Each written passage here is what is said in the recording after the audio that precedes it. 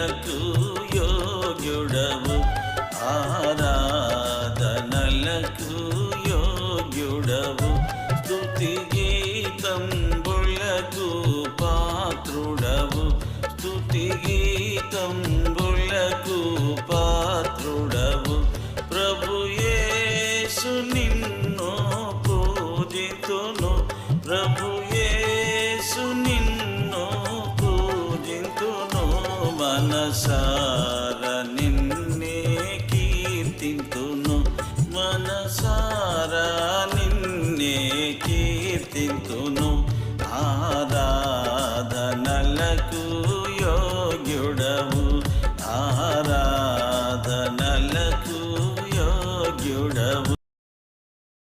యోహాను సువార్త 4వ అధ్యాయము 24వ వచనము. యోహాను సువార్త 4వ అధ్యాయము 24వ వచనము. దేవుడు ఆత్మ గనుక ఆయనను ఆరాధించువారు ఆత్మతోనూ సత్యముతోనూ ఆరాధింపవలెనను. మనం దేవుని ఆరాధించడానికి ఈ సమయంలో ఇక్కడ కూడి ఉన్నాము.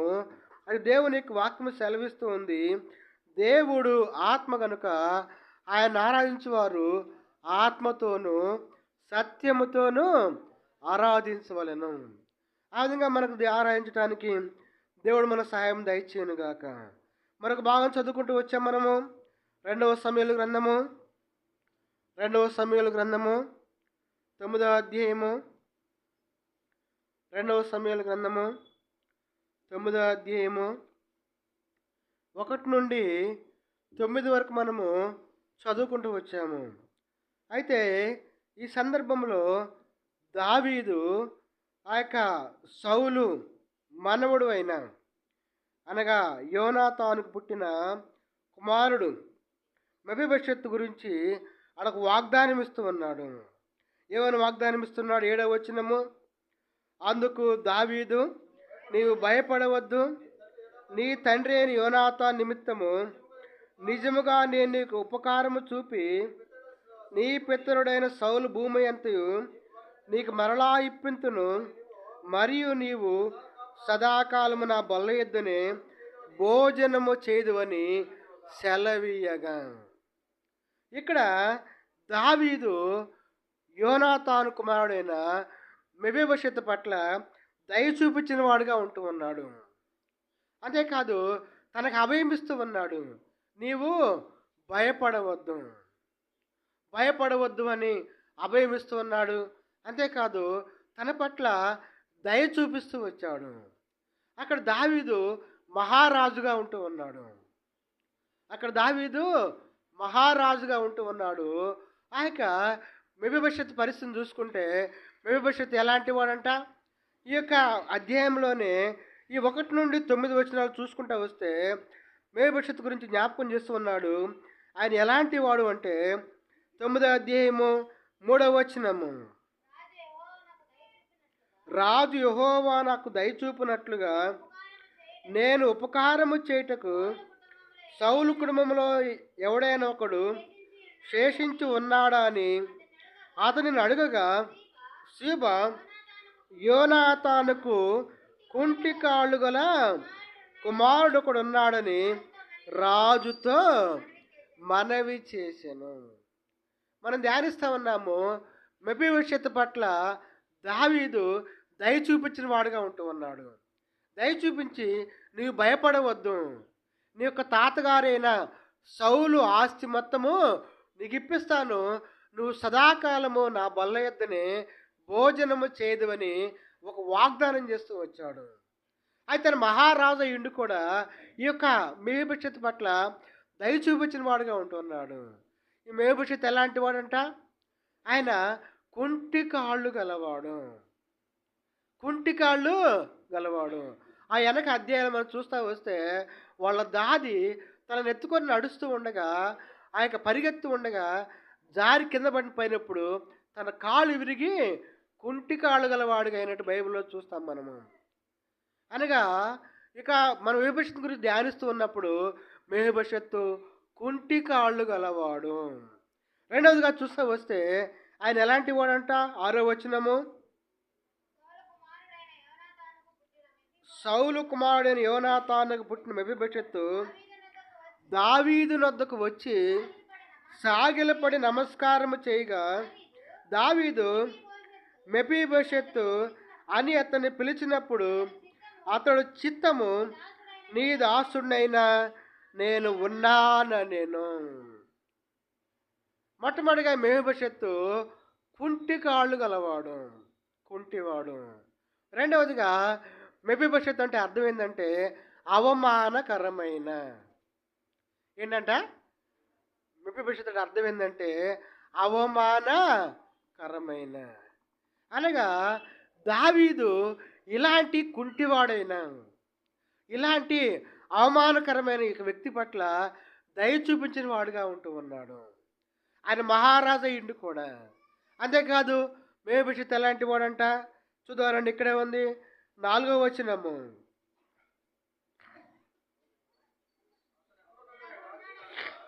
అతడు ఎక్కడ ఉన్నాడని రాజు అడుగుగా, సీబా చిత్తగించుము, అతడు లోదేబారులో అమ్మియేలు కుమారుడుగు మాకీరు ఇంట ఉన్నాడని రాజుతో అనెను. ఎడన్నా అంట లోదేబారులో మాకీరు ఇంట ఉన్నాడంట.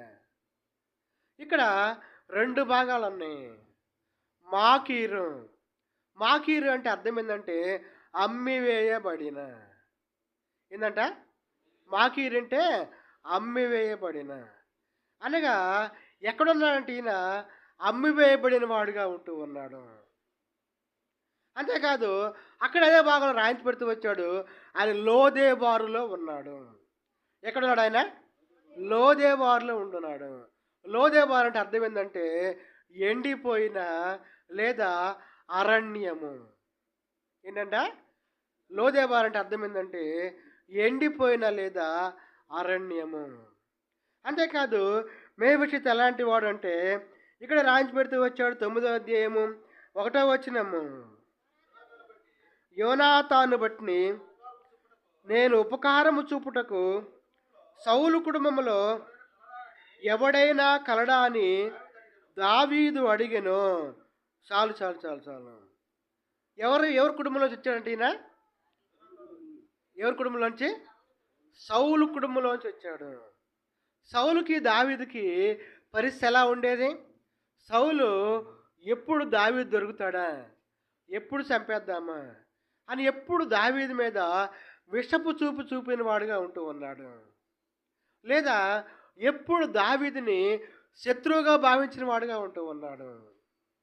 తనని శత్రువుగా భావించిన సౌలు కుటుంబంలో నుంచి ఒక వ్యక్తిని తీసుకొచ్చి తను ఏం చేస్తున్నా అంట, తన ఆస్తిని మళ్ళా తిరిగి ఇప్పించి నువ్వు భయపడవద్దని అభయం ఇస్తున్నాడు. అంతేకాదు నువ్వు సదాకాలము నా బల్ల యొద్దనే భోజనము చేయదువని సెలవిస్తూ ఉన్నాడు. ఈ లోకంలో మనకు ఎవరైనా శత్రువులుగా భావిస్తే మనం ఏం చేస్తాము? వాళ్ళతో మాట్లాడడానికే మనం ఇష్టపడము. వాళ్ళ కీడు ఎప్పుడు కోరేవాళ్ళగా ఉంటూ ఉంటాము. వీళ్ళు ఎప్పుడు చనిపోతారా, వీళ్ళు ఎప్పుడు ఈ మాయదారోళ్ళు మనకంట పడుతున్నారు, మన పక్కనే ఉన్నారేంది అని మనం ఇట్లాంటి ఆలోచన చేసేవాళ్ళుగా ఉంటూ ఉంటాము. కానీ ఈ దావీదు తనని శత్రువుగా భావించిన సౌలు కుటుంబంలో నుంచి ఒక వ్యక్తిని తీసుకుంటూ వచ్చాడు. ఆ కుటుంబంలో ఎవరున్నారా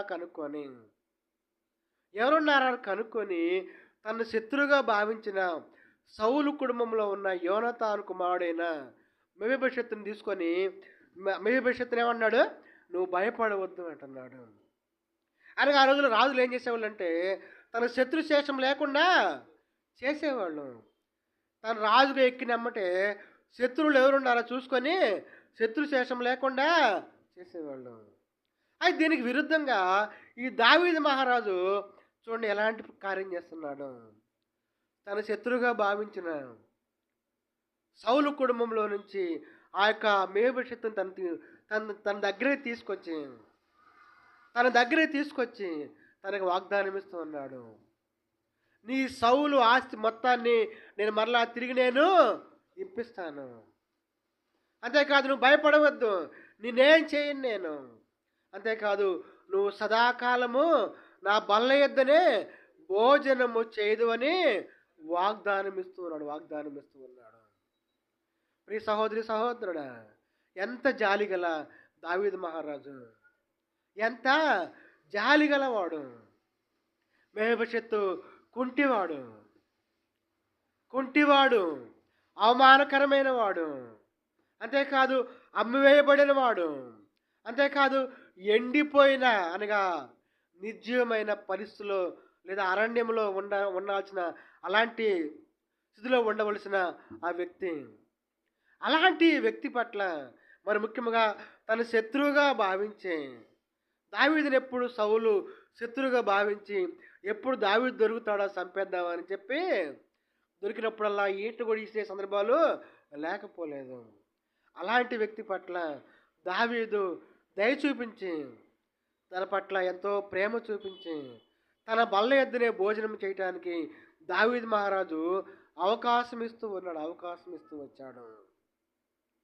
అయితే అక్కడ దావీదు మహారాజుని ప్రభువైన యేసుక్రీస్తు వారితో పోల్చుకుంటే, మెఫీబోషెతుని మనతో పోల్చుకుంటే, మానవులుగా మనతో మెఫీబోషెతుని పోల్చుకుంటే మనము కూడా ఎలాంటి వాళ్ళమంటే చూద్దాం రండి. రోమిలకు రాసిన పత్రిక 5వ అధ్యాయము 6వ వచనము. ఏలైనగా మనం ఇంకా బలహీనులమై ఉండగా, చాలు, మనం ఇంకా బలహీనులమై ఉండగా, అక్కడ మెఫీబోషెతు కుంటివాడు లేదా బలహీనుడు. మనము కూడా ఈ లోకములో బలహీనులమై చిన్న చిన్న వాటికే బలహీనమైపోతాం.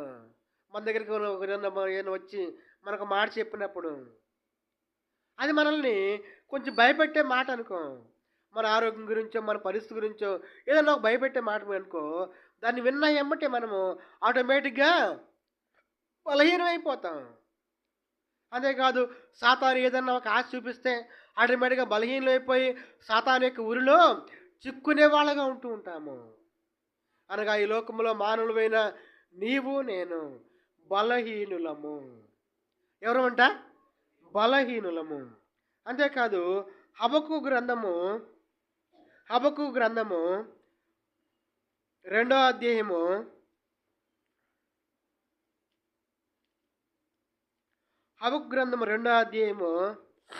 10వ వచనము. నీవు చాలా మంది జనములను నాశనము చేయుచు నీ మీద నీవే నేరస్థాపన చేసి ఉన్నావు. నీ దురాలోచన వలన నీ ఇంటి వారికి అవమానము తెచ్చి ఉన్నావు. ఈ లోకంలో ఉన్న మనము బలహీనలు మొట్టమొదటిగా.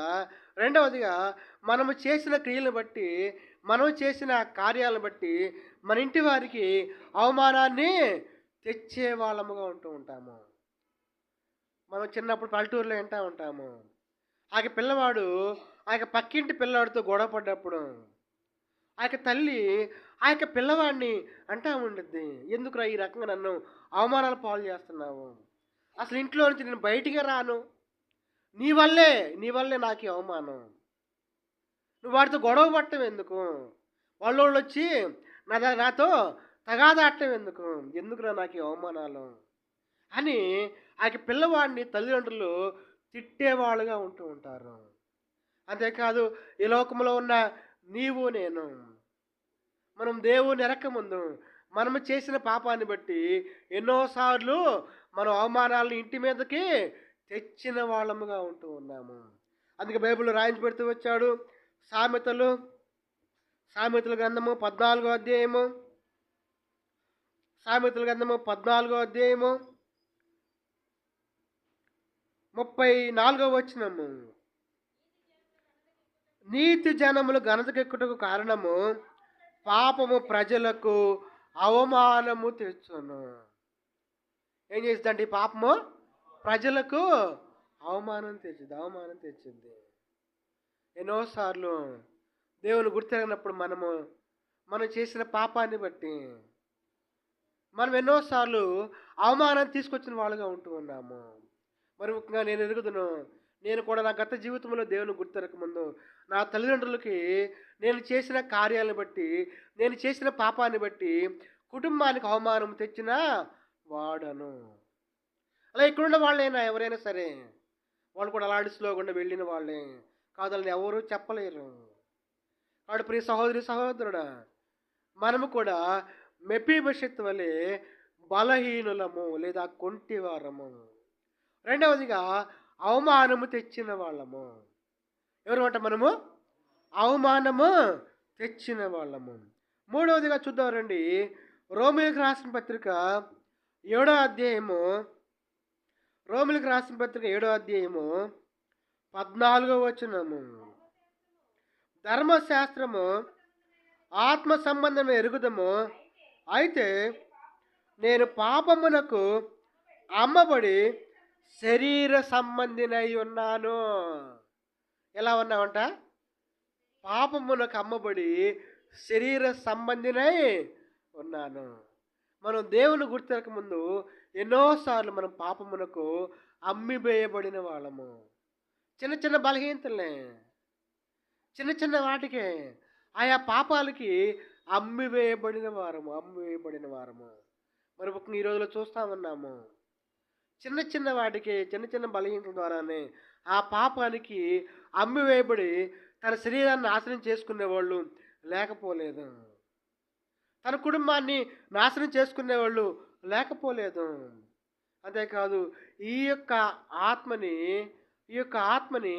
నరకానికి తీసుకెళ్లేవాళ్ళు లేకపోలేదు. పాపానికి అమ్మివేయబడి ఒక త్రాగుబోతు తను ఏం చేస్తున్నాడంట? ఆ యొక్క మందుకి తన శరీరాన్ని అమ్ముకుంటున్నాడు. ఒక ఆయన యొక్క బలహీనతకుండా వెళ్తున్న వ్యక్తి, ఆ యొక్క బలహీనతకి ఆ యొక్క వ్యక్తి అమ్మివేయబడుతూ ఉన్నాడు. ఈ కొంచెమేలే, ఈ చిన్నదేలే, ఈ చిన్న పాపమేలే అని చెప్పి తనను తానుగా సరిచెప్పుకొని దానికి అమ్మివేయబడేవాడిగా ఉంటున్నాడు ఈ మానవుడు. కాబట్టి ప్రియ సహోదరి సహోదరుడా, దేవునికి వాక్యం సెలవిస్తూ ఉంది. అక్కడ దావీదు మెఫీబోషెతు పట్ల దయ చూపించిన వాడుగా ఉంటున్నాడు. మెఫీబోషెతు కొంటివాడు, అవమానకరమైన వాడు, అమ్మివేయబడిన వాడు. అదే కాదు, ఇంకెలాంటి వాడంట? ఎండిపోయిన జీవితం కలిగిన వాడు. తన తండ్రి లేడు, తాత లేడు, తన ఆస్తి మొత్తం పోయింది. బహుశా తినటానికి తిండి కూడా ఉందా లేదో, జీవం లేకుండా ఎండిపోయిన స్థితిలో ఉంటూ ఉన్నాడు. మరి ముఖ్యంగా తను సౌలు యొక్క మనవుడు, అనగా దావీదుని శత్రువుగా భావించే సౌలు యొక్క మనవుడు. అలాంటి మెఫీబోషెతు పట్ల దావీదు దయ చూపించి వాగ్దానం ఇస్తూ వచ్చాడు. అలాగే నీవు నేను కూడా ఈ లోకములో బలహీనము, చిన్న చిన్న వాటికే బలహీనమైపోతాం. రెండవదిగా అమ్మివేయబడిన వారము. అంతేకాదు అవమానకరమైన పరిస్థితిలో గుండా వెళ్ళిన వారము. ఇంకా కొంతమంది వెళ్తున్న వారు ఉంటూ ఉన్నారు. అంతేకాదంట ఈ మానవుడు ఇంకెలా ఉన్నాడు? హెబ్రీయులకు రాసిన పత్రిక 9వ అధ్యాయము 14వ వచనము. నిత్యుడగు ఆత్మ ద్వారా అర్పించుకొనిన క్రీస్తు యేసు యొక్క రక్తమును నిర్జీవ క్రియను విడిచి జీవము గల దేవుని సేవించుటకు మీ మనస్సాక్షిని ఎంతో ఎక్కువగా శుద్ధి చేయును. ఈ మానవుడు ఎలా ఉన్నాడంటే నిర్జీవ క్రియలు చేసేవాడుగా ఉంటూ ఉన్నాడు. పైకి జీవిస్తున్నాడు, కానీ తను చనిపోయిన వాడుగా ఉంటూ ఉన్నాడు. అందుకే ఎఫెసీయులకు రాసిన పత్రిక అనుకుంటాను 2:1 వచనం రాయించి పెడుతూ వచ్చాడు. మీరు మీ అపరాధముల చేతను పాపముల చేతను చచ్చిన వారై ఉండగా పైకి మాత్రం జీవిస్తా ఉన్నాం. మనం చేసే క్రియలన్నీ నిర్జీవమైన క్రియలే, జీవములైన క్రియలే. అయితే ఈ జీవము లేని నిర్జీవ క్రియలు చేస్తున్న ఈ మానవుణ్ణి ప్రభువైన యేసుక్రీస్తు రక్తం ఏం చేస్తుందంట? శుద్ధి చేసేదిగా, నీ మనస్సాక్షిని ఎంతో ఎక్కువగా శుద్ధి చేసేదిగా ఉందంట. అనగా ఈ లోకంలో ఉన్న నీవు నేను నిర్జీవమైన వాళ్ళము, నిర్జీవ క్రియలు చేసేవాళ్ళము. అనగా ఎండిపోయిన అనగా లోదేబారు అనగా ఈ యొక్క లోదేబారు అరణ్యాన్ని చూపిస్తా ఉంది. అరణ్యాన్ని చూపిస్తా ఉంది. ఈ అరణ్యం లాంటి ఈ లోకములో జీవిస్తూ మనము నిర్జీవ క్రియలు చేసేవాళ్ళము దేవుని గుర్తెరకమునపు. మరి ముఖ్యముగా చూద్దాం రండి. రోమిలకు రాసిన పత్రిక 5వ అధ్యాయము 10వ వచనము.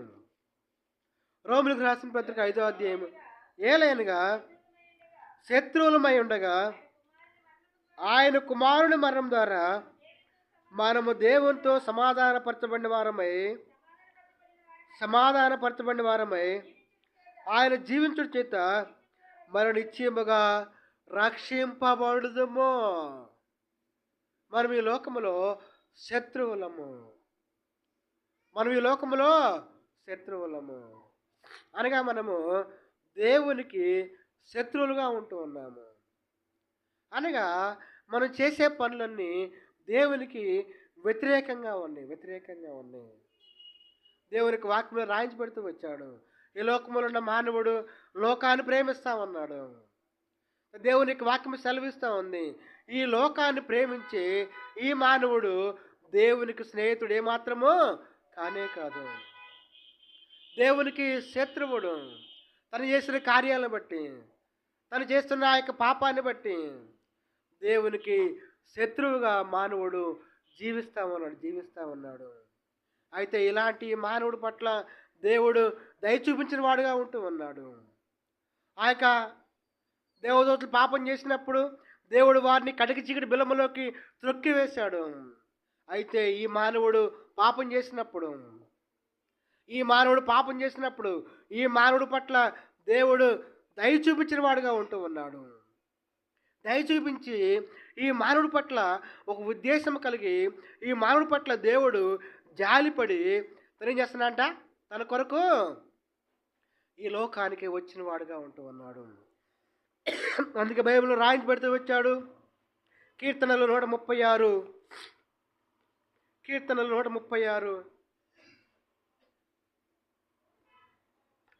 23వ వచనము. మనము దీనదశలో ఉన్నప్పుడు ఆయన మనలను జ్ఞాపకము చేసుకొనెను. ఎప్పుడు ఆయన జ్ఞాపకం చేసుకుంది? మనం దీనదశలో ఉన్నప్పుడు. మనం ఈ లోకములో బలహీనులము. మనం ఈ లోకములో అవమానకరమైన స్థితిలో ఉన్నవాళ్ళము. మనం ఈ లోకములో పాపమునకు అమ్మివేయబడిన వారము. దాంట్లోంచి బయటికి రాలేక ఆ యొక్క అమ్మివేయబడిన పరిస్థితిలో ఉండి జీవిస్తున్న వాళ్ళము. అంతేకాదు మనం ఈ లోకములో ఎండిపోయిన వాళ్ళము. అరణ్యములో ఎండిపోయిన జీవితం జీవిస్తున్న వారు మనగా నిర్జీవ క్రియలు చేసేవాళ్ళము. మరి ముఖ్యంగా మనం చేసే క్రియలు బట్టి దేవునికి శత్రువులుగా అవుతూ వచ్చాము. అలాంటి మనలను దేవుడు ప్రేమించి మన మనస్సాక్షి శుద్ధి చేయాలని, మన నిర్జీవ క్రియలను తీసివేసి ఆయన రక్తముతో మనలను కడిగి పవిత్రంగా చేయాలని, అంతేకాదు ఆ యొక్క పరలోకములో ఆయనతో పాటు మనలను కూర్చుని పెట్టాలని ప్రభువైన యేసుక్రీస్తు వారు ఆ యొక్క పరలోకము నుండి ఈ లోకానికి దిగి వచ్చిన వాడుగా ఉంటూ ఉన్నాడు. చూడండి, ఎవరైనా ఒక మంచి పని చేయాలంటే ఎవరో చేస్తారు? తనకు అనుకూలంగా ఉండేవాళ్ళకే చేస్తారు. ఆ మంచి పని చేయడం ద్వారా నాకేం బెనిఫిట్ వచ్చిందని ఆలోచించేస్తారు. అయితే ఈ దేవుడు ఏమీ ఆశించలేదు. అరే, ఈ మానవుడు బలహీనుడే, ఈ మానవుడు అవమానకస్తులో ఉన్నవాడే, ఈ మానవుడు పాపమునకు అమ్మివేయబడిన వాడే, ఈ మానవుడు తను చేసిన క్రియలు బట్టి నరకానికి వెళ్ళవలసిన వాడే. అయితే ఈ మానవుడిని ఆ నరకము నుండి తప్పించి పరలోక రాజ్యములో ఆయనతో పాటు కూర్చుని పెట్టాలని ప్రభువైన యేసుక్రీస్తు వారు మన ఎడల ఒక మంచి ఉద్దేశం కలిగి మన యందు జాలిపడి నీ కొరకై నా కొరకై ఆయన పరలోకముడి లోకానికి దిగి వచ్చిన వాడుగా ఉంటూ ఉన్నాడు. ఆయన దిగి వచ్చి 32 సంవత్సరం ఈ లోకంలో జీవించి ఎన్నో అవమానాలు, ఎన్నో హింసలు పొంది, అంతేకాదు పరిశేష చేత, సద్దుకల చేత సిలువకు అప్పగించబడి ఆయన సిలువలో మరణించిన వాడుగా ఉంటూ ఉన్నాడు. నీ కొరకై నా కొరకు ఆయన తన రక్తాన్ని చిందించిన వాడుగా ఉంటూ ఉన్నాడు. ఆయన చిందించిన రక్తము ద్వారా మన యొక్క ప్రతి పాపాన్ని కడిగి పరిశుద్ధునిగా చేసిన వాడుగా ఉంటూ ఉన్నాడు. అంతేకాదు మనం ఈ లోకం విడిస్తే పరలోకములో ఉంటామని నిరీక్షణ మనకి ఇవ్వటానికి ఆయన మృత్యుంజయుడై తిరిగి లేచిన వాడుగా ఉంటూ ఉన్నాడు. అందుకో దశలోనికి రాసిన పత్రిక 1వ దశలోనికి రాసిన పత్రిక అక్కడ రాయించి పెడుతూ వచ్చాడు. ఎందుకని ఆయన మన పట్ల గల ఉద్దేశం ఏమిటా అని. 1వ దశలోనికి రాసిన పత్రిక 4వ అధ్యాయము 17వ వచనము, ఆ మీదట సజీవులమై నిలిచి ఉండు మనం వారితో కూడా ఏకమైన ప్రభువును ఎదుర్కొనుటకు ఆకాశ మండలమునకు మేఘముల మీద కొనిపోబడదము. కాగా మనము సదాకాలము ప్రభువుతో కూడా ఉందము. మనం ప్రభువుతో ఉండాలనే దేవుని ఆశ, దేవుని కోరిక. అందుకోసమే ఆయన ఈ లోకానికి వచ్చి ఆయన శిలువలో మరణించిన వాడుగా ఉంటూ ఉన్నాడు. శిలువలో తన రక్తాన్ని కార్చిన వాడుగా ఉంటూ ఉన్నాడు. ఆయన యొక్క రక్తము మనలను మన మనస్సాక్షిని శుద్ధి చేసేదిగా ఉంది. మనకి ప్రతి పాపాన్ని కడిగి వేసేదిగా ఉంది. అంతేకాదు ఆయన పునరుద్ధానం ద్వారా మనం పరలోక రాజ్యాన్ని స్వతంత్రించుకుంటాము. ఇలాంటి కార్యము చేసిన ఈ దేవుడికి మనమేం చేయాలి? అయితే అక్కడ మెఫీబోషెత్తును చూసుకుంటా వస్తే మెఫీబోషెత్తు ఏం చేస్తూ వచ్చాడంట, ఆ దావీదు తన పట్ల అంత జాలి చూపించి తన ఆస్తి మొత్తాన్ని తిరిగి ఇప్పించి తన బల్ల ఎద్దునే భోజనం చేసే అవకాశం ఇచ్చినందుకు తను కృతజ్ఞతగా జీవిస్తూ వచ్చాడు. అంతేకాదు తను ఆరాధిస్తూ వచ్చాడు, తను గణపరుస్తూ వచ్చాడు. అలాగే నన్ను కూడా దేవుడు బలులు అడగట్లేదు, బంగారం అడగట్లేదు, వజ్రం అడగట్లేదు. దేవుడు నీ పట్ల నా పట్ల చేసిన కార్యాన్ని బట్టి ఆయన మనం స్మరించుకొని ఆయన నామాన్ని ఘనపరచాలనే దేవునికి ఉద్దేశము, దేవుని కోరిక. అందుకే దేవునికి వాక్యం రాయించి పెడుతూ వచ్చాడు. విరిగి నలిగిన మనసే దేవునికి ఇష్టమైన బలి. ఆవిడ ప్రియ సహోదరుడా, మనము కూడా మెఫీబోషెత్తు వలె ఒకప్పుడు ఇలాంటి వాళ్ళమంట బలహీనులము, అవమానకరమైన పరిస్థితిలో కూడా వెళ్ళిన వారము. మనము కూడా పాపమునకు అమ్మివేయబడిన వారము. మనము కూడా మన జీవితంలో ఎండిపోయిన వారము అనగా నిర్జీవమైన క్రియలు చేస్తూ దేవుణ్ణి దుఃఖపెట్టిన వారము, నరకానికి వెళ్ళవలసిన వారము.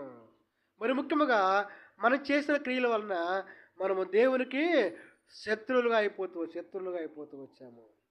అలాంటి మనల్ని ప్రేమించి దేవుడు మన పట్ల జాలిపడి దేవుడు చేసిన ఈ కార్యాన్ని బట్టి, దేవుడు చేసిన ఈ సిలువ కార్యాన్ని బట్టి, దేవుడు మనకు అనుగ్రహించిన ఈ యొక్క పరలోక రాజ్యాన్ని బట్టి మనము దేవుణ్ణి ఆరాధించుదాముగాక. పోయిన వారం చేసిన ఆరాధన చేయొద్దాం. ఈ దినము దేవుడు ఏ వాక్యం ద్వారా నీతో నాతో మాట్లాడుతూ వచ్చాడు.